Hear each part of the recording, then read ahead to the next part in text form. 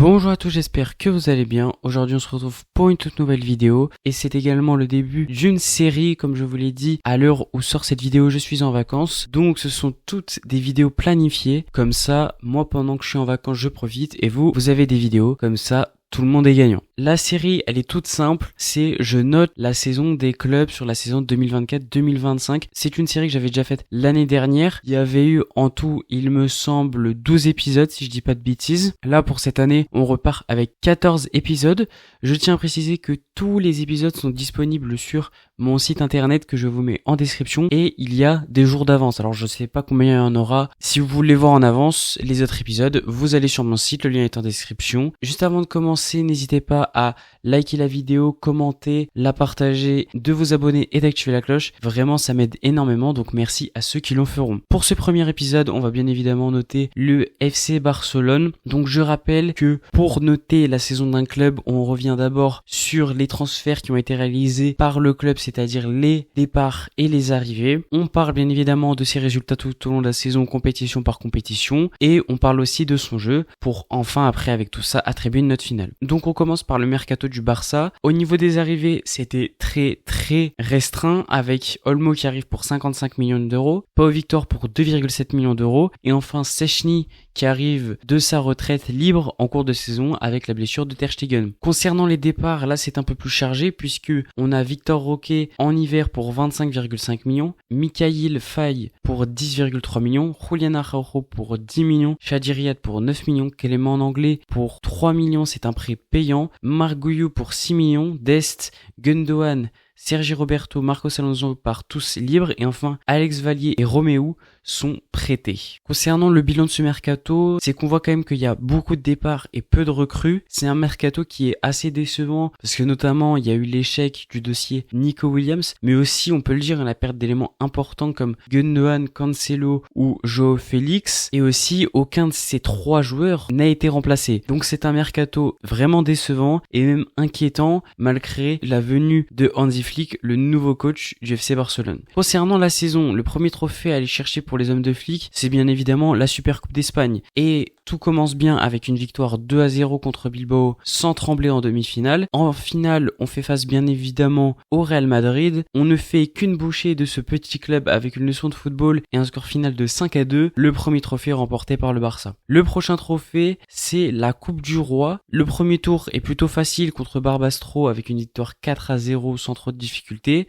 La première difficulté n'arrive d'ailleurs qu'en demi-finale face à l'Atlético après un quart et un huitième plus que facile contre Valence et le Betis, battus respectivement 5-0 et 5-1. La demi-finale aller, elle est tout simplement folle, car l'Atlético mène d'abord 2-0 au bout de 10 minutes, mais le Barça renverse le match avec 4 buts inscrits, ce qui fait que le Barça mène 4-2. L'Atlético retourne encore une fois le match aussi, score final 4-4, et donc on aura la décision finale au match retour dans l'antre du stade des Colchoneros. Le match retour est beaucoup moins spectaculaire avec une courte victoire 1-0 pour les Blaugrana et en finale on retrouve qui? Comme d'habitude le Real Madrid et c'est encore le même résultat, victoire du FC Barcelone en prolongation sur le score de 3-2 avec comme d'habitude un arbitrage très bizarre. Enfin le dernier trophée national qui y reste c'est donc la Liga et après un début absolument faramineux du Barça où le club catalan est leader dès la 3e journée et était leader aussi sur la première et deuxième journée mais à égalité avec le Celta Vigo. Le club connaît un coup de mou mi-décembre avec plusieurs mauvais résultats comme face au Betis, face à la Real Sociedad, face à Leganés, etc.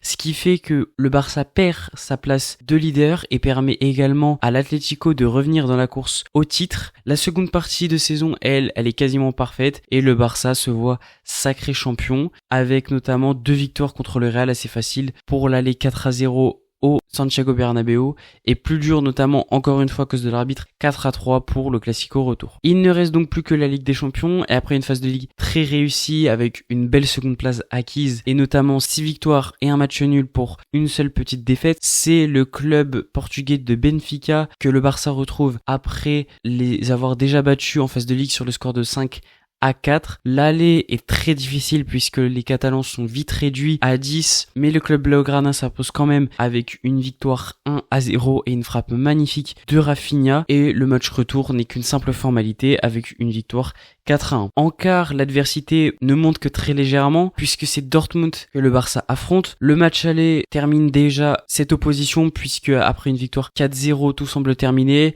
Malgré une victoire du club allemand 3-1 au retour, le Barça est quand même qualifié pour les demi-finales. Et c'est là que les choses vont réellement se compliquer pour le Barça, puisqu'en demi-finale, c'est l'Inter Milan qui va poser de réels problèmes. Dans un match aller et un match retour qui ont été complètement fous, le match aller se termine sur le score de 3-3, et le match retour, c'est la même chose, alors que le Barça menait 3-2 dans le temps additionnel. Ils se font égaliser dans les toutes dernières minutes 3-3, et c'est en prolongation que tout se décide avec un but de Fratesi pour l'Inter Milan, 4-3. Score en cumulé 7-6, le Barça est éliminé de la Ligue des Champions et s'arrête en demi-finale. Pour le jeu proposé, le Barça a animé un football magique, peut-être le meilleur d'Europe. En tout cas, ce qui est sûr, c'est que c'est soit le meilleur, soit le second meilleur d'Europe. On a vu un pressing de tout instant qui était absolument étouffant pour toutes les équipes. L'utilisation de la ligne du hors-jeu avec une ligne défensive extrêmement haute, qui a notamment rendu fou certaines équipes, comme le Real Madrid notamment,